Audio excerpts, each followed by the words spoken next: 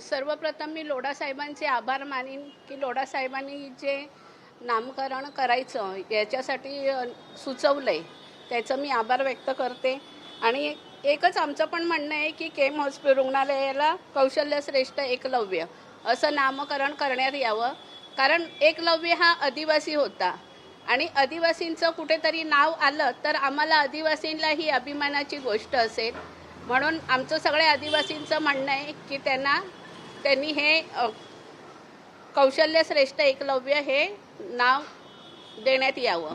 तुम्ही भेटलेला आहात, त्यांनी काय आश्वासन दिले? त्यांनी आमचं निवेदन घेतलं आणि ते म्हणाले की मी आजच हे पाठवते पुढे आणि मग त्याच्यावर ते विचार करतील.